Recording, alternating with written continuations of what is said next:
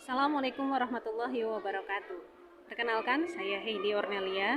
Saya mengajar kimia di salah satu SMA swasta di Bandung Barat.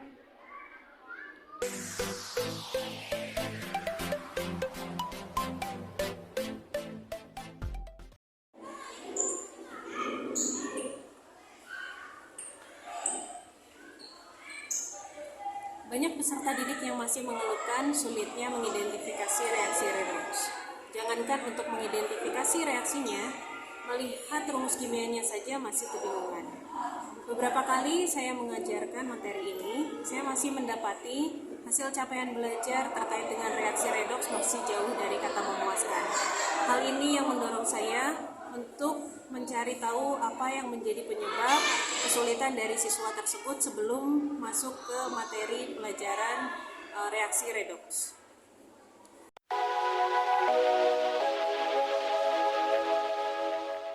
Mari kita perhatikan reaksi di samping.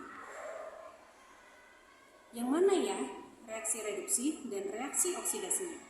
Bagaimana kita menentukan? Pada pembelajaran reaksi redoks berdasarkan konsep Bilox, biasanya saya langsung mengajak peserta didik untuk mengidentifikasi reaksi redoks seperti yang ditampilkan sebelumnya. Saya kurang memperhatikan apakah peserta didik saya sudah memahami materi prasyaratnya. Alhasil, saya dapati peserta didik banyak yang kesulitan saat mempelajarinya. Saya menduga peserta didik kesulitan dalam menggunakan penentuan bilangan oksidasi yang tertera dalam tabel yang disajikan. Dari sini, saya juga menduga bahwa kesulitan peserta didik untuk dapat menggunakan aturan penentuan bilangan oksidasi ini adalah terkait dengan belum dapat mengelompokkan menata rumus kimia yang termasuk unsur bebas, ion monoatom, kemudian senyawa, dan juga ion poliatom. Dari sini mendasari saya untuk membuat asesmen diagnostik terhadap apa yang menjadi dugaan awal saya tadi. Berikut yang saya lakukan untuk melakukan asesmen diagnostik termasuk klinik perbaikan terhadap kesulitan siswa yang ditemui.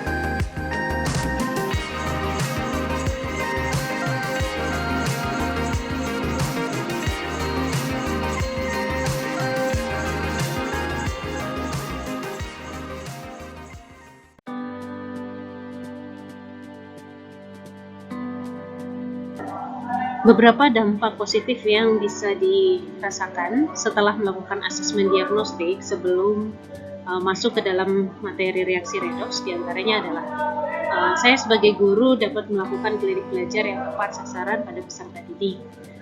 Terutama khususnya saya jadi mengetahui kesulitan mana yang sedang dirasakan oleh peserta didik. Kemudian yang selanjutnya, dugaan awal terkait dengan peserta didik belum bisa menentukan manakah rumus kimia yang merupakan unsur bebas, ion monoatom, kemudian senyawa, dan juga ion poliatom ini juga terjawab. Dengan mengelompokkan 4 aturan ini di awal dan dilakukan asesmen, kemudian dilakukan klinik, 4 aturan berikutnya pada penentuan bilangan oksidasi ini menjadi mudah dan lancar dilakukan oleh peserta didik. Sehingga ketika peserta didik mendapati beberapa rumus-rumus kimia ini berada dalam satu reaksi yang utuh, maka selanjutnya peserta didik dengan mudah menentukan bilangan oksidasi masing-masing unsur yang ada di tiap rumus kimia pada reaksi berikutnya. Sehingga di sini sudah dipastikan bahwa peserta didik dapat mengidentifikasi bilangan unsur di tiap rumus kimia sehingga bisa lanjut untuk bisa menentukan manakah reaksi reduksi dan oksidasi berdasarkan konsep bilangan oksidasi. Selain itu, peserta didik juga ketika menentukan bilangan oksidasi kemudian diajak untuk menentukan manakah kenaikan bilangan oksidasi dan penurunannya, itu sudah semakin percaya diri karena sudah bisa menentukan bilangan tadi. Antusiasme belajar juga terlihat dan untuk hasil belajarnya pun saya mendapatkan hasil yang memuaskan dan peserta didik juga merasakan bahwa mereka memahami bagaimana menentukan bilangan oksidasi.